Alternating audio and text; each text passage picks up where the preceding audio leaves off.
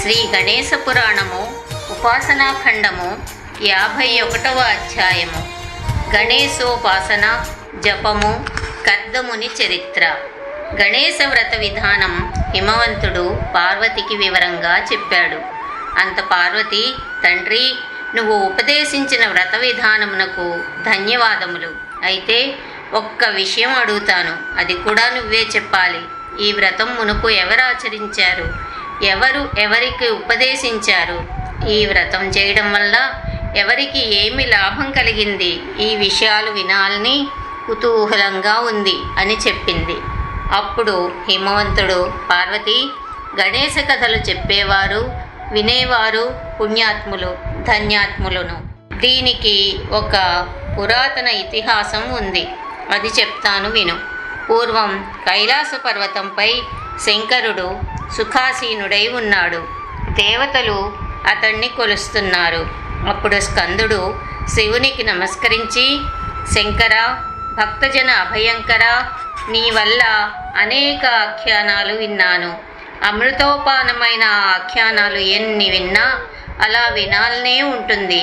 అందుచేత ఇప్పుడు సర్వసిద్ధి ప్రదాయకమైన ఒక వ్రతాన్ని చెప్పు అని కోరాడు. ఆ మాటలకు సదాశివుడు సంతోషించి, కుమారా, నువ్వు కోరినది లోకహితం కొరకే కదా, తప్పక చెప్తాను విను. భూలోకంలో మహాసిద్ధులను కలిగించేది వినాయక వ్రతము. దానిని మించిన వ్రతం మరొకటి లేదు. అది వ్రతములన్నిట్లో ఎంతో ఉత్తమమైంది. ఆ వ్రతం ఆచరిస్తే సకల పురుషార్థాలు కలుగుతాయి. యజ్ఞ, దాన, జప హోమాదులతో నిమిత్తం లేక ఆ వ్రతం సమస్త సిద్ధులను కలగజేస్తుంది. పుత్ర పౌత్రాభివృద్ధిని కలగజేస్తుంది. ఆ వ్రత మహత్యం వల్ల రాజాదిరాజులు వశమవుతారు. ఇక రాజపుత్రులు, మంత్రులు కూడా వశమవుతారని వేరే చెప్పాలా? అనేక జన్మల్లో చేసిన పాపాలన్నీ పోతాయి.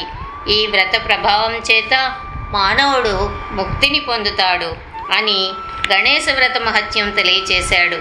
స్కందుడు తిరిగి, తండ్రి, ఆ పరమ పవిత్ర వ్రతం ఏ మాసంలో చెయ్యాలి? వ్రత విధానం ఏమిటి? అది ఇదివరలో ఆ వ్రతాన్ని ఎవరాచరించారు? ఆ వివరాలు నాపై కరుణించి చెప్పు అని ప్రార్థించాడు.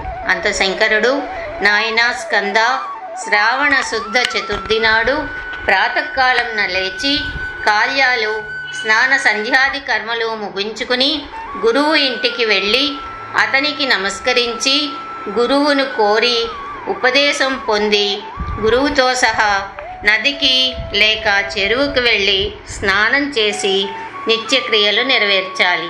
పిదప స్వగృహం చేరుకుని గురువు ఉపదేశించిన మార్గాన్ని అనుసరించి వ్రతం ఆచరించాలి. వ్రతారంభమున మట్టితో గణపతి మూర్తిని చేసి ఆ మూర్తిని ఈ వ్రత దీక్షా కాలంలో బ్రహ్మచర్యం అవలంబించాలి. ఉపవాసం కానీ లేక నక్త భోజనం అనగా పగలు ఉపవసించి రాత్రిపూట మాత్రము నక్షత్ర దర్శనం చేసి ఎవరిని ఏది యాచించకుండా చేయాలి. 4వ కాలమందు హవిష్యాన్నం భుజించవచ్చు. ఉప్పు, కారం లేకుండా మధుర పదార్థాలను మాత్రమే భుజిస్తూ ఈ వ్రతం ఆచరించాలి. వ్రతాంగమున గురువు ఉపదేశించిన గణేశ ఏకాక్షర లేక షడక్షర లేక చతురక్షర లేక దశాక్షర లేక ద్వాదశాక్షర మహామంత్రమును 1,00,000 గాని 1,10,000 గాని జపించాలి. తదర్థము గాని లేక యథాశక్తి గాని 1,00,000 గాని మంత్రంతో స్వాహా చెప్పుతూ హోమం చేయాలి. ఈ ప్రకారం వ్రతం ప్రతిదినం చేస్తూ భాద్రపద శుక్ల చతుర్థి రాగానే తన శక్తి కొలది బంగారు గణేశమూర్తిని చేయించి ఎలుక వాహనం లేక నెమలి వాహనం ఏర్పరిచి పూజాస్థలమున మంటపం ఏర్పాటు చేసి దానిపై ధాన్యరాశి పోసి దానిపై కలశాన్నుంచి ముందుగా ఆ కలశాన్ని వస్త్రద్వయం చేత చుట్టబెట్టి కలశంలో పంచపల్లవములు, పంచరత్నములు ఉంచి దానిపై ఇంకొక లోహపాత్ర నుంచి తొలుత పీఠ పూజ చేసి పిదప కలశపై గణేశమూర్తిని స్థాపించి మూల మంత్రముతోనూ వేద మంత్రముతోనూ గజానుని ధ్యానించి భక్తి శ్రద్ధలతో స్వామిని ఆహ్వానించాలి. తర్వాత అర్ఘ్య, పాద్య, ఆచమన, పంచామృత, శుద్ధోదక స్నానాది ఉపచారములన్నీ చేసి స్వామికి రక్త వస్త్రద్వయము, యజ్ఞసూత్రము, దివ్యాలంకారములు సమర్పించి గంధ పుష్పాలతో పూజించి ధూప దీప నైవేద్యాలు అర్పించాలి. నైవేద్యమునకు వడలు, అప్పములు, లడ్డూలు, అన్నము, పాయసము, పప్పు, కూరలు మొదలగు వ్యంజనములు సమర్పించి కరోద్వర్తనము చేసి పిమ్మట తాంబూలము, సువర్ణ దక్షిణ సమర్పించి నీరాజన మంత్రపుష్పములు సమర్పించి గణేశ సహస్రనామములు పఠించాలి. పిదప బ్రాహ్మణులను సంతోషపరిచి ఆ రాత్రి నృత్య, గీత, వాద్యములతో జాగరణ చేయాలి. మన్నాడు ప్రాతకాలంనే లేచి స్నాన సంధ్యావందనములు ముగించుకుని ఆ దేవదేవునకు పునఃపూజ చేయాలి. తదుపరి గురువును, ఇతర బ్రాహ్మణులను గోభూతిల, హిరణ్యాదులచే సత్కరించి 21 మందికి తక్కువ కాకుండా బ్రాహ్మణులకు భోజనం పెట్టాలి. అంతేకాదు మూగ, గుడ్డి ఇత్యాది దీనులకు సంతర్పణ చేసి తాను బంధుమిత్రులతో భోజనం చెయ్యాలి. స్కంద, ఇది గణేశ వ్రత విధానము. ఈ వ్రతం చేయడం వలన మానవులకు ఇహమున సర్వకార్యసిద్ధి, పరమున ముక్తి కలుగుతుంది. ఈ సందర్భంగా నీకొక పురాతన ఇతిహాసం చెప్తాను విను. కర్దమోపాఖ్యానము. పూర్వము కర్దముడు అనే మహాధార్మికుడైన రాజు ఉండేవాడు. అతడు తన భుజబలంతో ఈ ధరణీతలాన్ని పరిపాలిస్తూ ఉండేవాడు. అతని సుగుణములకు మెచ్చి దేవతలు అతని సభామండపంను అలంకరిస్తూ ఉండేవారు. ఒకరోజు రాజు అదృష్టం పండి అతని సభాస్థలికి భృగు మహర్షి వచ్చాడు. రాజు చటాలన సింహాసనం నుంచి దిగి మహర్షిని సాదరంగా ఆహ్వానించి పూజించి స్వస్థుని చేసిన తర్వాత, మహర్షి, నాదొక చిన్న మనవి. పూర్వజన్మలో నేనెవడను? ఏ పురాకృత పుణ్యం చేత నాకు ఈ రాజ్యము, సమస్త భోగాలు, సుఖాలు సంప్రాప్తమయ్యాయి? తమరు నాకు ఆ విషయం సెలవిస్తే తిరిగి అట్టి పుణ్యకర్మలను ఆచరించి నా జన్మ సార్థకం చేసుకుంటాను. నా మనవిని మన్నించండి అని ప్రార్థించాడు. అప్పుడు భృగు మహర్షి తన దివ్య దృష్టి చేత కర్దముని పూర్వ చరిత్ర కనుగొని, రాజా, నువ్వు పూర్వజన్మలో క్షత్రియుడివై జన్మించావు. కానీ చాలా దుర్బలుడవు. కుటుంబ పోషణ కొరకు అనేక విధాల కష్టపడేవాడివి. అయినా రోజులు గడవడం దుర్భరంగా ఉండేది. నీ భార్య, పిల్లలు సూటిపోటి మాటలతో నిన్ను వేధిస్తూ ఉండేవారు. ఆ వ్యధ భరించలేక నువ్వు ఎవరికీ తెలియకుండా ఇల్లు విడిచి ఘోరారణ్యానికి పారిపోయావు. అరణ్యమంతా తిరిగి మునిగణ పరివేష్టితుడై సుఖాసీనుడై దుఃఖంను హరింపజేసే మహావిద్యను ఉపదేశిస్తున్న సౌభరిని, ఇతర మునిగణములను చూసి వారందరకు సాష్టాంగ దండ ప్రణామాలు చేశావు. ముని నిన్ను గౌరవ పురస్సరంగా ఆహ్వానించి నీకు ఉచితాసనం కల్పించాడు. నువ్వు కృతజ్ఞతాపూర్వకంగా నమస్కరించి వినయశీలివై మునికి ఇలా విన్నవించావు. మహాత్మా, నేను నా ఆలుబిడ్డల అగచాట్లు భరించలేక అనేక కష్టాలను ఎదుర్కొంటూ ద్వంద్వాలచే కొట్టబడి ఈ అరణ్యానికి వచ్చాను. నా అదృష్టం పండి తమ దర్శన భాగ్యం నాకు లభించింది. తమరు ద్వంద్వాతీతులు, త్రికాలాబాధితులు. నేను ఈ సంసార సముద్రంను దాటే ఉపాయం సెలవీయండి. సౌభరి నీ విన్నపం విని కొద్ది క్షణముల్లో ఆలోచించి, రాజా, నీకు దుఃఖ వినాశకరము శుభప్రదమైన వ్రతం ఒకటి చెప్తాను. నువ్వు ఆ వ్రతం ఆచరిస్తే శోక విముక్తుడవై సుఖంగా ఉంటావు. అదే వరద గణేశుని వ్రతము. అది చతుర్విధ పురుషార్థాలను కలగజేస్తుంది అని చెప్పాడు. నువ్వు తిరిగి, స్వామి, ఆ గణేశుడెవడు? అతని స్వభావం ఏది? అతని రూపమేమిటి? అతడెలా ఉద్భవించాడు? ఏ కర్మలను ఆచరించాడు? ఈ విషయాలన్నీ నాపై దయ ఉంచి వివరించండి అని అర్థించావు. గణేశుడు పరబ్రహ్మ స్వరూపుడు, నిర్వికారుడు, శోకరహితుడు, జ్ఞానస్వరూపుడు, ఆది మధ్యాంతరహితుడు అని శృతులు ఘోషిస్తున్నాయి. అంతేకాదు అతడు ఓంకార స్వరూపుడు. సకల వేదములు, సకల జగములు అతని నుంచే ఉద్భవించాయి. అతడే ఈ బ్రహ్మాండమునంతటను వ్యాపించి ఉన్నాడు.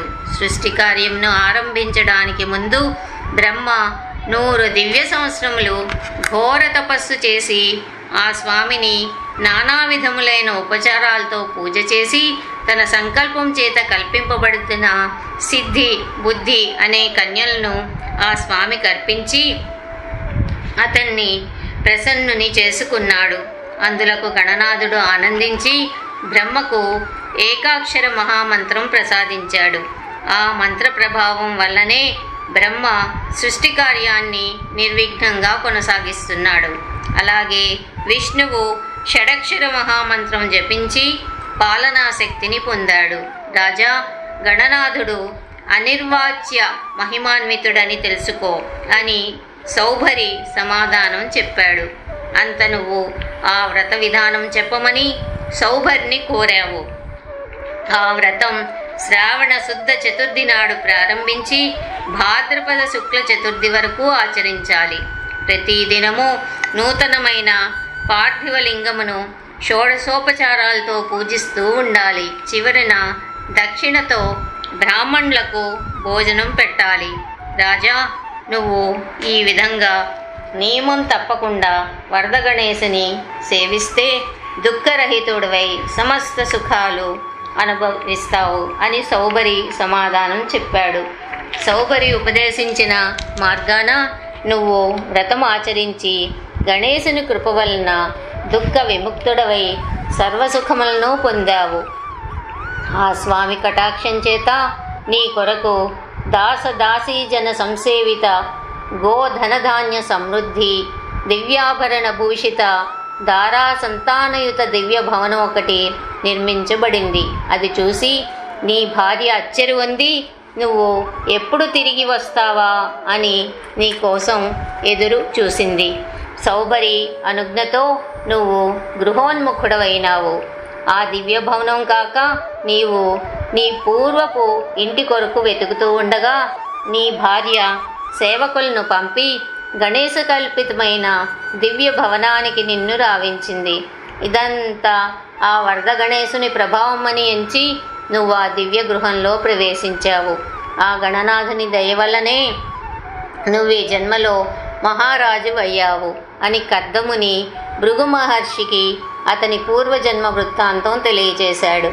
ఆ వ్రత ప్రభావం వలన కర్దముడు జ్ఞాన వైరాగ్య సంపన్నుడై ఇహమున సమస్త సుఖములు అనుభవించి రాజ్యాధికారము కుమారులకు అప్పగించి చివరన గణేశలోకం చేరుకున్నాడు. అందువలన ఓ స్కంద, ఈ వరద గణేశ వ్రతము సర్వార్థ సాధకమని తెలుసుకో. దీనిని మించిన వ్రతం మరొకటి లేదు కుమారా. నీకు గాని కోరిక ఉంటే నువ్వు ఆ వ్రతం ఆచరించు. పూర్వం అనేక దేవతలు, గంధర్వులు, మానవులు ఈ వ్రతం చేసి సమస్త సుఖాలను పొందారు అని శివుడు స్కందునకు వివరించాడు. అందుచేత పార్వతి, నువ్వు ఈ వ్రతం చేస్తే తప్పక నీ భర్తను తిరిగి పొందుతావు. తొల్లి నల్లుడు, ఇందుమతి, చంద్రాంగదుడు మొదలగువారు ఈ వ్రతాన్ని ఆచరించి తమ తమ కార్యములను సఫలం చేసుకున్నారు. నువ్వు కోరగా ఈ వ్రత విధానం నీకు చెప్పాను అని హిమవంతుడు పార్వతితో చెప్పాడు. 51వ అధ్యాయం సమాప్తం.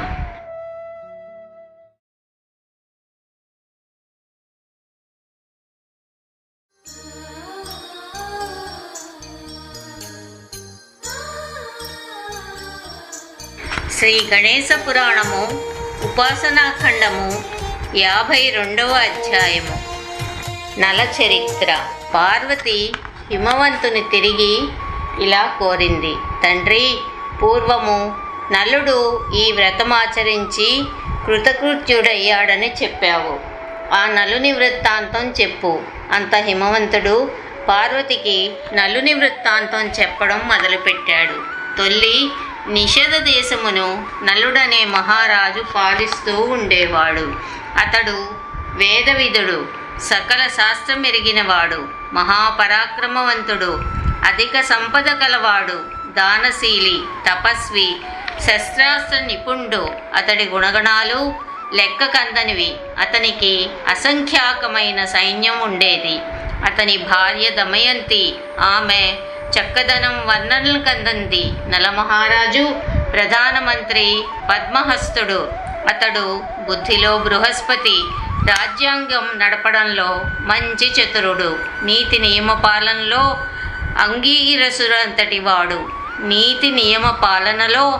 అంగీరసుడంతటి వాడు. ఒక రోజున నలుడు మంత్రి సామంతులతో కొలువు తీర్చి ఉండగా అక్కడకు గౌతమ్ ముని వచ్చాడు. నలమహారాజు సింహాసనం నుండి దిగి మునికెదురేగి సాదరంగా స్వాగతం